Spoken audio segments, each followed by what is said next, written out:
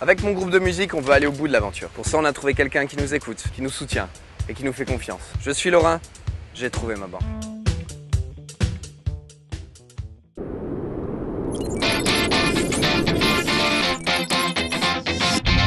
Vous avez absolument raison. Ouais.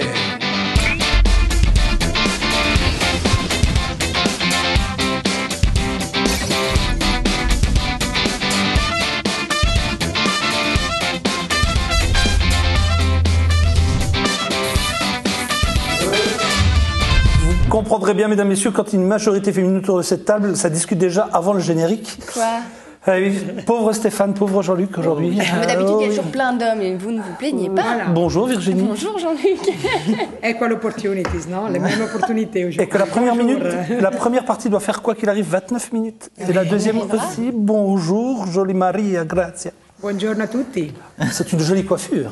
Oui, vraiment, tout un peu... Il y a Ouais. tout un sens, hein? Ah oui, je vois. Oh, c'est beau, le collier. Ah, le collier, il va avec. Voilà. Wow, ouais. Et la surprise, c'est où? C'est quoi? Regarde-moi. Oh, on n'a pas vu. Nos amis téléspectateurs n'ont pas vu. Je pourrais mettre les pieds ici pendant Est-ce que vous toute pourriez mettre les l'émission, mais pieds c'est pas carrément poli. de l'autre côté de Stéphanie? Allez, refais les Refaites la même chose, Stéphanie. Ah, voilà. Comme... Ah, on voit toujours pas. Ah, là. Ah, il y a- c'est Je suis total sur look alors. Aujourd'hui, si, le look Ah. spécial. Vous savez que ça nous fait toujours très plaisir quand vous êtes avec nous. Hein. Merci, et moi aussi. Mais merci. Frédéric Droit est avec nous, elle représente le parc Alligator. Bonjour, ça va bien? Bien, très Alors bien. avec vous, on va parler d'Halloween. Il semblerait, oui. Oui, il semblerait. Et non, mais pourquoi non Je voudrais juste revenir 2 petites secondes avant le début de ce générique. Vous aviez toutes les trois lancé un débat autour des pauvres Télétubbies. Oui. Et je n'ai toujours pas compris pourquoi d'un seul coup il y avait cet acharnement sur les pauvres Télétubbies. Qu'est-ce que vous reprochez aux Télétubbies? Ah mais c'est abrutissant. Ah, très bien. Et vous, Maria? Non, pour les bébés, oui, pour les adultes, mais pour les bébés, il y a un sens. Moi, je disais qu'avait même demandé à un ami psychologue le pourquoi du succès. Et il y a une grande motivation, parce que c'est tout étudié, parce que rassemble le bébé. Alors, les bébés, ils se retrouvent dans les images. Mais il est vrai qu'un enfant, moi j'ai vécu ça plusieurs fois, hein. Oui. Ils ont besoin de voir, quand ils sont petits, les mêmes dessins animés, les mêmes choses, Ah oui, au oui. moins 50 Pour fois, ils être s'en lâchent sûr. jamais. Non, non, C'est jamais. pour ça que j'ai dit, il y a un, C'est dur un pour la longue personne qui étude accompagne en psychologique. fait. C'est Ah difficile. oui, mais vous n'êtes pas obligé de oui. regarder les 50 épisodes de Non, pas les Télétubbies avec 50. du bébé. Hein, Ouais, vous- mais C'est pas les 50, mais on est Frédéric, là comment un peu, vous on dites- regarde. vous avez- Doucement, un après l'autre. Vous les ça va regardez bien. aussi? Ouais, ça me va bien. Et donc, qu'est-ce qu'il a dit le psy? C'est Il a dit normal. qu'ils ont fait une grande étude même parce que les 4 caractères doivent représenter les bébés. Donc les bébés ils se sont très rassurés et ils semblent d'être avec des amis devant la télévision. Donc Ah. c'est ça le Stéphane, succès. vous avez été C'est au pas par Télétubbies? hasard. Hein? Non, non, mais très grosse conversation, je vois. Vous avez une grosse conversation avant les émissions, Jean-Luc. Oui, ben, c'est ça. C'était avant de démarrer le générique, on parlait des. Voilà. Donc, regardez, mesdames, messieurs, là, on va parler de quelque chose Ah, qui va encore. Télétubbies. Là, il n'y a personne. C'est pas Télétubbies. Oh, Maria, elle a osé critiquer votre. Non, mais non. Après ceci qu'elle est va un- manger. Ceci est un cadeau. Et je peux vous dire que que c'est j'ai eu beaucoup de mal à le garder jusqu'à cette heure de l'émission parce qu'il nous a été livré le matin. Le matin. Et pour que je puisse le présenter ce soir, j'ai dû le mettre dans un réfrigérateur, bloqué avec 12 chaises, fermé à clé. Une armoire devant la porte parce que je connais les gens de chez Et un bodyguard devant. Il y a des vautours dans la... Je dirais pas des vautours, mais je dirais, comment pourrais-je dire, je sais pas, voilà, il y a toujours, on peut dire que dans cette équipe, il y a toujours un petit creux. Quelle que soit l'heure de la journée, En même il y a temps, quand on est là depuis Une 5 heures... hypothèse, un gâteau au Eh ben potiron. ouais. un gâteau au potiron. Ah, ça, moi, je pourquoi sais vous ça, n'avez pas je ramené un sais. gâteau au potiron? Ah, mais que belle. Ah, vous auriez On pu. pourra l'emmener après. C'est quoi votre Amener. spécialité, vous? Ben, le gâteau au potiron. Non, je blague. Non, c'est quoi? Vous faites Je à manger, plaisante. non? Je ne fais jamais à manger. Ah, le malheureux, quand il rentre, il a rien à manger. Mais il peut faire, hein. Mais par contre, je sais apprécier. Alors, vraiment. Il peut faire, il a des mains. Ok. Messieurs, ah, Virginie, elle est mignonne, tout ça, Virginie. Voilà, à la question, le malheureux, quand il rentre, qu'est-ce qu'il mange? Réponse de Virginie, il a qu'à le faire. Il a des mains. C'est Ah une oui. très bonne réplique. Elle me va bien. Cette Voilà. émission va être très dure pour moi. Pas comme vous, Stéphanie. On va voir, on va voir. On va essayer de remonter Et le encore, Maria n'a rien dit, je pense que quand elle va. Donc là, nous avons un gâteau. Je ne vais pas l'ouvrir tout de suite parce que Maria m'a dit on va attendre un peu que l'émission soit lancée, tout ça. Un peu parce de que- suspense comme les chaussures, non? Voilà. ouais. Toujours, oui, voilà. Mais c'est quoi? Parce que de forme carrée comme ça, je dois deviner ou c'est. Alors, c'est carré parce que le plateau, c'est carré, mais l'assiette, pardon, pas le plateau, c'est ça, pardon. Non, mais l'assiette. non, il y a plateau pour Ah les non, tartes. voilà, ok, alors, le plateau, mais c'est ronde, là. Et je Donc, peux c'est une dire que tarte. c'est une tarte, oui, Ah, c'est une sucré, tarte. Moi, c'est sucré, c'est pas de la pizza, c'est pas de lasagna, non, c'est... Les lasagnes, il y a un spécialiste Voilà, des lasagnes dans voilà, cette maison. c'est pour ça que je l'ai dit. C'est bien. C'est Pas de concurrence. Non, Comment pas vous les du faites, tout. vous, les lasagnes, avec le ragoût? Oui, je le fais avec le ragoût. Depuis que j'ai Ah, c'est parce habité ici... que avant les télétubbies, on a eu aussi d'autres Oui, conversations. voilà, ça fait Mesdames, plaisir messieurs, on peut que tout vous voilà, raconter, hein, parce que comme on est là depuis une demi-heure à attendre le début de l'émission. Dans toute l'Italie, de Bolzano à Lecce, le ragoût, c'est le ragoût. Et quand je suis arrivée ici, ou à New York, ou à Hong Kong, tout le monde dit bolognaise. Sauce bolognaise, ça n'a rien à voir. Si en Italie, on demande la sauce bolognaise, les serveurs te regardent comme ça. Et qu'est-ce qu'on dit alors? Ragoût, le ragoût. Ah, la bolognaise, c'est du ragoût. C'est le ragoût. Ah, bah alors, je l'ai fait au ragoût aussi. Au ragoût, tip top. D'accord. Voilà. Eh ben, j'ai appris un truc, vous le saviez, vous? Non. Ah, donc en Italie, on veut des pâtes au ragoût. La pasta. C'est le ragoût chez nous, c'est pas ça. Hein? Qu'est-ce que c'est le ragoût chez nous? C'est avec du mouton. Ah, Il y a du voilà, ragoût au non. mouton, ça Ah, ragoût, c'est du mijote. mouton. On a un chef tout à l'heure, je vais le noter. Comme Je sais pas, moi, il y a, je il y a vois ça Georges de la bien ville sur de Lyon tout à l'heure, je Quand vais vous quand même êtes lui poser la question. Dans un Qu'est-ce que c'est le restaurant ragoût? italien, vous dites je voudrais de la pasta à ragoût. Et c'est la sauce bolognaise. Ne dites Enfin, moi, pas- quand je fais la ragoût, c'est avec du mouton. Mais après, ça. Non, pas en Italie. Je croyais que vous ne faisiez pas à c'est- manger, vous. Non, je fais plus. Ah. Bon, alors maintenant, nous allons pouvoir rentrer dans cette émission, parce que tout le Voilà, monde attend. sinon- Et on va démarrer Ça d'ailleurs travailler. avec vous. On va parler de cette soirée Halloween qui aura lieu donc la semaine prochaine, c'est le 31, quoi. C'est le mercredi 31 octobre. Alors, nous avons eu, nous, la possibilité d'offrir des Waliday pour vivre cette aventure. On vous a demandé en échange de faire un petit effort et de nous envoyer quelques déguisements de vous en Halloween. Donc, nous allons jeter un petit coup d'œil sur les photos que nous avons reçues. Alors, on a bien aimé, par exemple, celle-ci. Hein, c'est sympa, quand Joli, même. Hein. oui. Qu'est-ce qu'on a reçu d'autre encore de votre part, chers amis? Ah ouais, Plus c'est sanguinolent. Halloween. l'autre, il devait être bouché, lui. Hein. Ensuite, qu'est-ce que c'est ça? Je ne vois pas bien de loin. Waouh, waouh, waouh. Une scène dans Ouais, un. c'est une scène. dans un Sur espèce- une Ah oui, c'est la scène, mais Allez, version, montrez autre chose tout de suite. Ah bah oui, j'en perds la tête. C'était Mylène notre Farmer. gagnant, ça. Ah, c'est bien ça. Mylène Farmer, non? Pourquoi vous Excusez-moi. autant de haine face à Mylène Farmer? Excusez-moi, Stéphane non, non. C'est une fille tellement adorable, gentille et sympathique. Et enfin, c'est tout. Alors vous pouvez encore nous en envoyer. Ah, bah, le Harry d'Halloween. et puis évidemment. Michoun. Mais bon, c'est sympa aussi. Donc si vous avez des photos à Il y a nous pas envoyer. d'âge. Il n'y a pas d'âge, absolument. Il aime les Teletubbies, ça c'est sûr.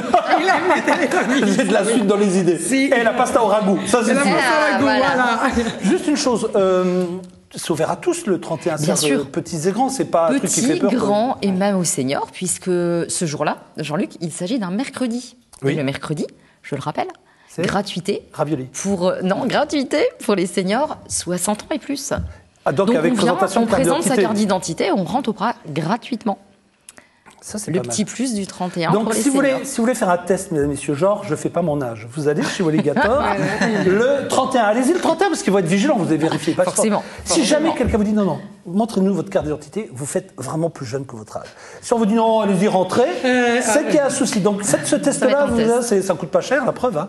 C'est que vous pouvez gagner juste l'entrée gratuite, mais ça vaut le coup. Qu'est-ce qu'on y verra ce 31 ? Alors, on a bien sûr, le parc a revêtu un aspect Halloween, vous l'imaginez, avec 12 tonnes de citrouilles, de quoi faire une méga super soupe au potiron après, 1000 bottes de paille. Ah, c'est Les comme ça que vous faites, vous, artistes- pour l'année. Vous faites de la soupe On pour essaie, l'année après. on essaie. On récupère tout.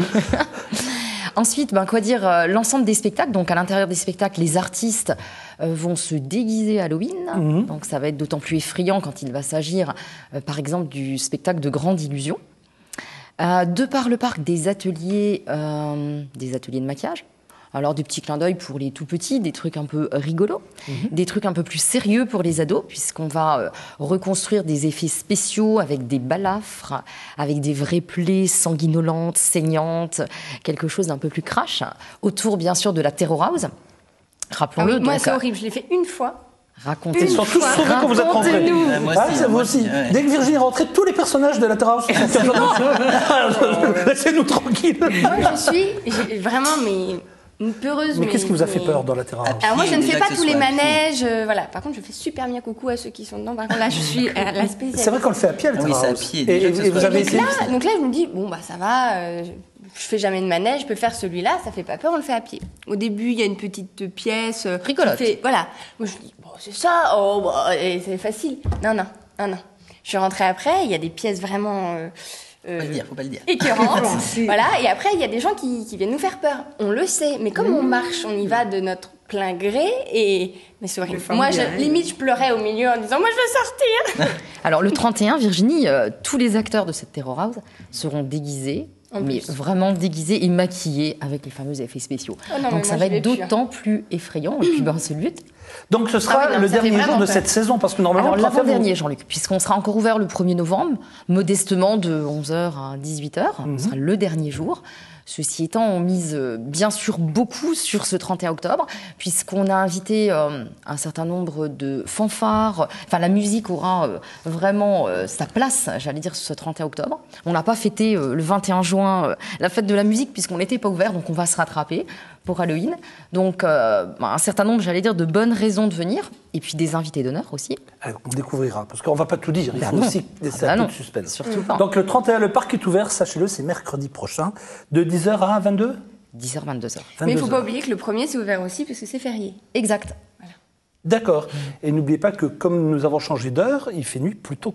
Donc à partir de 4h30, 5h, Virginie ne pourrait plus rentrer dans le parc. Pourquoi ? La nuit sera tombée, les sorcières sont sorties. Ah, d'accord. Nous allons maintenant, on va parler d'autre chose, mais c'est quelque chose de très sérieux qui va intéresser tout le monde aussi. C'est un sujet où on va parler du cancer du sein. Vous savez que le cancer du sein touche une femme sur 8 en France. Une femme sur 8, c'est énorme. Et que là, il y a une association qui a décidé de lancer une petite opération pour récolter des fonds. Mais c'est très original et elles en parlent certainement mieux que moi. Regardez. Bonjour. Nous venons déposer nos soutiens-gorge dans la Pink Bra Box. Fanny et Aurélie ont fait le tri dans leur tiroir et c'est pour la bonne cause, lutter contre le cancer du sein. Soutien-gorge à dentelle fleurie ou noir classique, elles les ont choisis avec goût. C'est une action ludique, on vient en boutique avec une copine, on peut déposer des soutiens-gorge qu'on met plus. C'est un don facile en fait, au lieu de donner de l'argent, on donne quelque chose qui nous a appartenu et ça a une certaine valeur. Objectif de l'opération, récolter en un mois un maximum de soutien-gorge. En France, 25 boutiques ont cette boîte. Et pour la créatrice Stella Cadante, c'est une première. C'est un sujet qui intéresse toutes les femmes. Et moi, dans ma famille, c'est un sujet qui a intéressé ma mère, malheureusement. C'est un sujet qui, à un moment donné, intéresse plus que 50% de la population. Donc, moi, mon métier, c'est d'essayer de rendre les gens plus heureux et de les aider du mieux possible. Donc, ça fait partie de ça aussi. Les soutiens-gorge sont ensuite recyclés dans un atelier de couture. Pour y participer, c'est 10 € par personne, une somme reversée à l'association Pink Bra Bazar. Toutes les filles qui sont autour de la table, elles vont repartir avec leur soutien-gorge, qui est un soutien-gorge de quelqu'un qu'elles ne connaissent pas. On n'est jamais frontal par rapport à la maladie, on veut juste que les filles qui ne passent pas par, qui n'y connaissent rien, qui ne se sentent pas concernées, tout à coup puissent avoir un petit rappel. Ruban, fil d'or, sequin, tout y est pour laisser libre cours à son imagination et surtout pour parler du cancer sans tabou. De voir tous les soutiens-gorge à customiser, avec tous les petits nœuds, les petits galons, enfin vraiment c'est un réel plaisir. Et puis en plus, si c'est pour cette cause-là, je trouve que ça vaut vraiment le coup. L'association espère récolter 5 000 € pour financer l'achat de tablettes numériques, des tablettes qui accompagneront les patientes du service oncologie de l'hôpital de la Pitié-Salpêtrière. Une jolie façon de ne pas rompre le lien entre les malades et le monde extérieur. Vous en pensez quoi, Virginie ? Moi, c'est une très bonne action, ça c'est certain. De toute façon, tout ce qu'on peut faire pour aider la lutte contre le cancer, c'est une bonne chose. Frédéric ? On se sent concerné, vraiment. Et je trouve que c'est super original ce qu'ils ont pu faire. Moi, vraiment, je pense par rapport à ce que c'est la communication. Moi, je fais de la communication au travail, donc je pense que même Frédéric sera d'accord avec moi. C'est très important pour n'importe quel sujet, le message. Et ça, c'est important parce qu'il y a le message de la féminilité qui est gardé, même si on a été peut-être opéré, la chirurgie, parce que ça, c'est la grande peur des femmes, de perdre la féminilité, le sex appeal. Donc, le soutien-gorge, ça donne l'idée qu'on reste femme. Et donc, vous avez vu le dernier soutien-gorge ? Oui. Il était joli. On peut le revoir le dernier avec le regard, les deux yeux, parce que au moins il y a un avantage, c'est que quand une jeune fille nous dira, quand vous me parlez, vous pouvez me regarder dans les yeux, droit dans les yeux, on dira oui, on peut vous regarder. Ça va arranger beaucoup d'hommes. Je pense que celui-ci aura un succès énorme. Oui, je pense. Stéphane. Oui, effectivement. Oui. Voilà. Donc si vous voulez l'acheter, celui-là, je pense que voilà, il est original. Vous savez ce qu'il vous reste à faire. On va parler maintenant. Nous avons toujours un suspense, vous le savez, depuis le début de cette émission. Mais à quoi ressemble la tarte ? Comment on dit une tarte en italien ? Torta. À quoi ressemble la torta que nous a ramenée ? J'avoue qu'aujourd'hui, ça pourrait être le jeu à deviner. Tu sais que chaque fois, tu fais un jeu. Qu'est-ce que c'est ça ? Alors, j'aurais pas dû dire que c'était une tarte. J'aurais dû dire que... Oui, mais après, avec les réponses, vous aurez peut-être... Mais les ingrédients, ils peuvent adiviner les ingrédients. Les ingrédients. Alors, voilà. Il y a du ragoût, ça c'est sûr. Il nous fallait le magicien. On va l'ouvrir après. Mais d'abord, vous êtes venu, vous, pour nous parler de Passaparola comme chaque semaine. Oui, voilà. On rappelle que c'est oui. l'édition papier de tout ce que les Italiens du Grand Est ou du Luxembourg doivent savoir. Doivent savoir. Nous... Vous êtes partenaire du festival Oui, bon, partenaire. Festival, c'est portugais. Comment on dit festival? Festival. Nous festival. Non, c'était un peu portugais. Je me suis un peu emporté. Vous savez, nous avons des portugais dans cette maison. Festival. Ben non, nous on sera là, donc on interviewera beaucoup de personnes, on sera toujours là, et donc parfois on était partenaires parce que la Passaparola était parmi les critiques du jury, le jury de la presse. Mais ce qu'on a vu la semaine dernière, Maria, ça promet, hein, ça a l'air d'être une belle programmation. On était là-bas avec Oreste, si. Et donc tous les films du festival de Venise seront là, donc qui a raté le festival de Venise peut rattraper. Mais après, on n'a pas que le festival, il a quelque chose lié toujours à la cuisine italienne et au festival. On peut l'annoncer maintenant, c'est vraiment... Et ça, c'est un événement qu'on organise en partnership avec un restaurant duquel on avait parlé déjà, ça fait quelques semaines. C'est le Boccon di Vino de Esche. Oui. C'est un restaurant italien. Et donc, Passaparola, avec le chef, va organiser une quinzaine culinaire consacrée à la cuisine italienne des films italiens. Et donc, pour rendre hommage au Villerou, on pourra goûter un menu avec des plats qui sont devenus célèbres dans les films italiens. C'est génial comme idée. Voilà, c'est super ça. C'est super. Et surtout donnez-moi un exemple. Je sais pas que... Les souplis du film Teresa la ladra, Teresa la voleuse, je pense qu'on dit comme ça, avec Monica Vitti. Elle est très célèbre parce qu'elle adore. Il y a vraiment un... Mais c'est quoi le plat là? Les souplis sont des boules, des ritz et... Ritz. J'ai fait pardon. J'ai dit festival, vous pouvez dire. Voilà, ok, c'est vrai. Des riz avec le fromage, la mozzarella, par exemple. On aura le ragoût d'un film de Vittorio De Sica, très célèbre, et on aura beaucoup d'autres choses. Voilà, c'est surprise, c'est suspens. Mais on pourra, tous les 15 jours du festival, après le film, on pourra goûter... Maria, à propos de suspens, je vois ici que vous allez nous parler de glace, et pas n'importe quelle glace. Voilà. Où est-ce que vous avez encore été trouver ça? Ça se passe dans le Piémont, non? Non, absolument. C'est le Veneto. C'est la région de Venise. Ce sont deux jeunes entrepreneurs du Veneto, de la région du Veneto, qui l'ont vraiment montré comment on peut survivre à la crise. Depuis quelques années, ils ont réinventé l'idée, c'est toujours le discours du message, de la communication, réinventé l'idée de la glace. La glace, est célèbre. L'Italie est célèbre pour la glace. Vous voulez parler des Groms, là? Des grands. C'est ça qu'on va voir. Voilà. Oui, en Italie, oui. Et puis, bravo, voilà. On regarde alors? On regarde. C'est mieux que moi écouter mon accent. Gentleman farmers ou businessman avertis, amoureux de la nature en tout cas, c'est sûr. Guido Martinetti et Federico Grom cultivent des dizaines de fruits différents, tous biologiques, sur ces 15 hectares de champs dans le Piémont. L'idée de sélectionner les meilleures matières premières pour fabriquer des glaces, les deux amis l'ont eu il y a une dizaine d'années. Pari risqué pour ces Turinois qui ont décidé de monter leur entreprise à un moment où la consommation et la croissance en Italie étaient déjà en berne. Aucun de nous deux ne savait faire les glaces, c'était quand même un premier problème. Moi je suis économiste, je mangeais de la glace, mais bon, pour le reste, Guido, lui, est œnologue de formation, donc il en savait un peu plus, mais pas beaucoup. Aujourd'hui, ces deux Piémontais sont à la tête d'un petit empire avec des dizaines de magasins du Japon aux États-Unis en passant par la France. Le chiffre d'affaires a été multiplié par plus de 120 en 10 ans, même si la crise est passée par là. Sans aucun doute, nous ressentons la crise, mais c'est difficile d'évaluer combien précisément elle nous touche, parce que faire des glaces, c'est bien entendu être très conditionné par la météo, s'il pleut par exemple. 10 ans après, l'esprit de la société, lui, n'a pas changé. Respecter la nature et les hommes, l'exploitation agricole baptisée Mura Mura, doucement, doucement en malgache, est en totale adéquation avec les principes du slow food, le mouvement né dans cette même région du Piémont et qui prône un mode d'alimentation à l'opposé du fast-food. Mura Mura a également un autre rôle, l'expérimentation. Il y a une centaine d'arbres et des plantes expérimentales ici, des fraises ou des melons. Quand nous nous rendons compte que telle ou telle variété plantée peut donner un bon sorbet, alors soit nous la cultivons ici, soit nous demandons à nos fournisseurs. Et la recette semble marcher, même si les détracteurs du concept estiment que la véritable glace à l'italienne doit être fabriquée artisanalement à l'endroit où elle est vendue, ce qui n'est pas le cas de Grom, dont toute la production est assurée à Turin, puis livrée par la suite dans les différents magasins. Je préfère ces glaces-là plutôt que les autres dans la rue derrière, par exemple, qui seront peut-être faites avec des produits ou des parfums chimiques. J'ai un certain âge et ces glaces, eh bien, elles ont presque le goût des glaces que je mangeais quand j'étais jeune. Une success story à l'italienne et un pied de nez à la crise qui frappe le pays. Une aventure aidée aussi par des températures records en Italie ces derniers mois. Avec des anticyclones venus d'Afrique, juin par exemple a été le plus chaud de ces 10 dernières années. Pas mal, hein? Pas mal, et non, moi c'est mal, je m'excuse parce qu'elle vient du Piémont et pas du Veneto. Voilà. C'est pas grave, Maria, bon, voilà. C'est vraiment pas grave.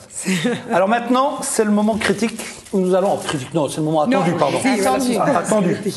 Nous allons découvrir... Cruciale, nous on dit, c'est le moment cruciale. Cruciale, alors cruciale, ça je vais le retenir. Cruciale, c'est pas un ingrédient, cruciale. Non, je ne vous montre pas tout de suite, je vais d'abord regarder.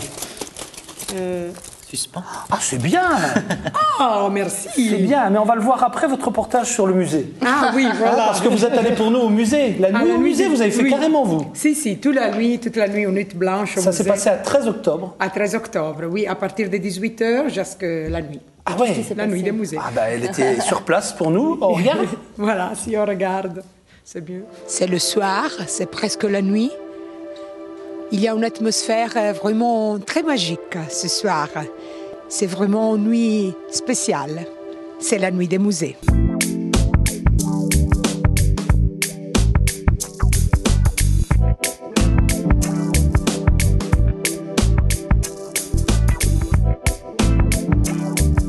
Et c'est la première fois que vous venez à la nuit des musées? Oui, tout à fait. Pourquoi vous avez choisi de participer à cet événement? Pour nos enfants, tout d'abord, puisqu'on a souhaité donc qu'ils participent à l'atelier pédagogique sur l'architecture, et puis pour notre plaisir aussi. Tu es contente d'être ici ce soir? Oui.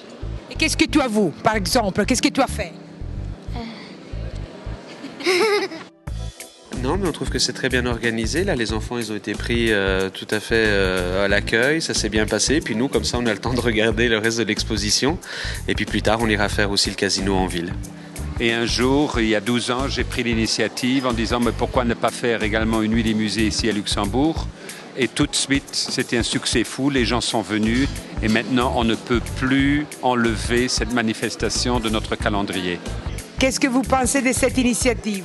Très intéressante. Je pense que c'est permettre à beaucoup de gens d'accéder et de pouvoir avoir une vue différente sur l'art aujourd'hui à Luxembourg. C'est sympa. Qu'est-ce que vous pensez de l'organisation de cet événement? Ah, on vient d'arriver, mais je crois que ça va être très très bien. Et on est déjà très content d'être là. Et déjà le début, ça nous plaît. C'est très intéressant. C'est une fois par an et maintenant la nuit des musées, c'est la 12e si je ne me trompe pas. Parce que j'étais intéressée à voir ce qui se passe au musée de Luxembourg pendant ces jours-là. Donc le paysage des musées culturels a beaucoup changé à Luxembourg et dans la région. J'ai décidé de le faire avec les enfants. Pourquoi vous avez choisi de venir ici ce soir? Parce que c'est toujours très gai de venir ici, parce que c'est une atmosphère un peu spéciale ici, dès que c'est la nuit, et puis on peut faire plusieurs musées en une soirée, toujours très beau.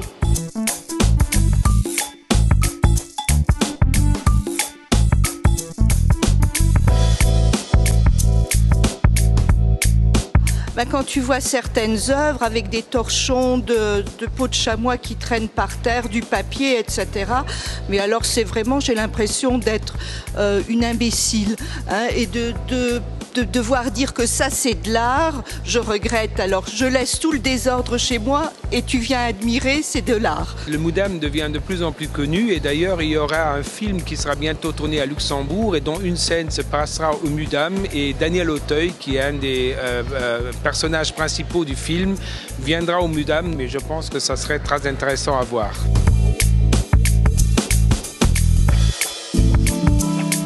Et vous pensez qu'il faudrait la faire plusieurs fois pendant l'année? Non. Non, ça suffit une fois et voilà, amplement. Bravo. Qu'est-ce qui a tourné, Vincent? Oui. C'est bien. C'est bien, Vincent, Vincenzo. comment c'est son nom de famille? Ruggeri. Ah bah oui. C'est lui qui a fait la plupart du travail. Et moi, je me suis amusée à poser les questions. Eh ben, c'était très intéressant. C'est une fois par an, c'est au Grand-Duché de Luxembourg? Si, une fois par an, et c'est toujours le deuxième samedi d'octobre. Donc, vous pouvez déjà noter le samedi de l'année prochaine, 2013, parce qu'il faut réserver, hein, c'est pas évident, il faut réserver à l'avance. Oui, oui, on peut pas aller là-bas. J'ai vu des personnes très tristes qui ne savaient pas, qui sont arrivées là-bas et qui ne pouvaient pas entrer au musée. Ah, d'accord. Il faut le savoir à l'avance. Pour la tarte. Oui, parce que comme vous allez nous quitter à la fin de cette première partie, je me suis dit que c'était sympa que vous la goûtiez, non, Frédéric? Alors, qu'est-ce que c'est? Qu'est-ce que c'est? C'est bien emballé, hein? Ça, ah si. Ouais, ah non, là il y a du boulot là. Regardez, mesdames, messieurs, regardez. Regardez ce que Maria nous a fait. Qu'est-ce qu'il y a comme ingrédient, Maria? Il y a, très simple, beaucoup de pommes et vraiment très bio. Hein? Donc vraiment d'un verger d'une amie qui me les a données. Et donc pommes, sucre, blé, bon, les typiques ingrédients d'une tarte aux pommes. Et de l'amour, Maria, et de l'amour. Et de l'amour, et de l'Italie, l'esprit italien. Et vous en avez mis de la pomme, hein? Oui, beaucoup. Là, il y a de la pomme. Le secret, c'est ça. Il faut la faire pleine de pommes. Sinon, c'est très cheap. J'ai pas le bon couteau, Maria, donc si je coupe un peu, faut voilà, pas... mais tu auras le bon palais. Voilà, on va le donner à Frédéric. Voilà, dai. Vous savez, nous sommes organisés ici. Nous avons des assiettes, des couverts, tout ce qu'il faut. Mais c'est comme ça qu'il faut, vraiment, à l'italienne. À l'italienne. À l'italienne. Vous savez quelle est la version italienne vous dites à l'italienne, pour dire une chose faite un peu comme ça. Nous, on dit alla Carlona. Pourquoi Carlona? Carlona, parce que Carlona, c'est un caractère du passé, que c'est comme une femme un peu simple de la Champagne. Alors dire à la Carlona, c'est Carla, grosse Carla, c'est comme dire faites un peu mal. Donc à l'italienne, c'est alla Carlona. Et ça, j'aime bien vous dire. À la Carlona. Et voilà. Alors? On mange à la Carlona. Exceptionnel. Qui va encore un bout? C'est trop bon. Bah oui, vraiment. C'est trop bon. Il faudrait le café avec. Oui, bon, on a déjà la tarte, on va pas... Alors, ok, la prochaine fois, petit à petit, on améliorera le service. Plus ça va, plus il fait des grosses le service, je vous en prie, le service est super bien fait. Non, le service traiteur, je voulais dire. On améliorera le service traiteur. de mieux comme service. Regardez toutes les couches qu'il y a de pommes. Vous êtes un peu le roi du camping, non, Jean-Luc? C'est vrai, on vous voit, avez remarqué l'expérience. Oui, je vais chaque année avec mon camping-car. Je suis contente que vous allez. Stéphane, je vais vous donner un bout parce que comme de toute façon vous allez parler bientôt. Non, c'est pas. Alors on a un petit jeu. Voilà. On a un petit jeu. Et lorsqu'on mange, non, c'est bien. Vous aimez un petit jeu? Vous voulez un petit jeu? Allez, je vais vous faire un petit jeu. Maria, passez à Stéphane. Merci. Alors, aujourd'hui, vous allez devoir trouver quelque chose qui est, à mon avis, une première et qui pourrait donner des idées à beaucoup de gens. Regardez, je vous donne un indice. De quoi peut-il s'agir si vous trouvez... Tenez, Maria. Si vous trouvez, vous êtes très fort. De quoi peut-il s'agir? Une plante, un parfum. Un parfum. Stéphane, faut faire avancer le schmilblick. Un parfum, un parfum. De quoi peut-il s'agir? Donc pour vous, tout ça évoque un parfum. Frédéric? Je bloque, parfum aussi. Maria aussi? Rien de plus. Alors je vous donne une photo supplémentaire parce que je sens que c'est difficile. C'est vrai que le réalisateur était un peu sévère sur ce coup-là. Il faut laisser longtemps les photos, comme ça on mange la tarte. Là c'est beaucoup plus simple. On sert, oui. Regardez bien, regardez Il y a de regardez l'eau tout. à côté. Et dites-moi pourquoi c'est original. Pourquoi aujourd'hui on en parle? Pourquoi On est c'est sur devenu... un bateau. On est sur un bateau. Sur une péniche. Pas du tout. Sur un toit, si. Sur un toit. Sur un toit. Donc qu'est-ce qu'on est en train d'essayer de faire à Paris? On essaie de faire des serres sur les toits. Oui, des jardins sur le toit. Sur le toit. Bien, bravo. Regardez ces images. Alors tomates, pommes, fraises, tout sur le toit de l'école Agro-Paris-Tech à Paris. Ce sont des passionnés qui ont décidé de créer cet immense potager qui sert en même temps de laboratoire pour savoir si effectivement on peut cultiver en ville. Et ils vont même le faire, Nicolas Bell et Nicolas Marchal, il s'appelle Nicolas, ils vont tenter de le faire aussi juste à proximité du périphérique pour savoir si effectivement il y a de la pollution ou pas. Si ce n'est pas le cas, eh bien chacun pourra avoir, pour peu qu'il ait un toit et que ce toit soit plat, il pourra faire un potager et pourra manger ses tomates, ses salades, ses poireaux depuis la capitale. Donc ça veut dire que quel que soit l'endroit de France, si vous avez un petit peu de place sur votre toit, eh bien ne négligez pas, utilisez-le pour en faire un petit potager. C'est super. Voilà, on se donne rendez-vous en deuxième partie. Merci beaucoup. Merci. À bientôt. Vous restez avec nous. Allez, on dit au revoir on à Frédéric. Bye bye. On reste.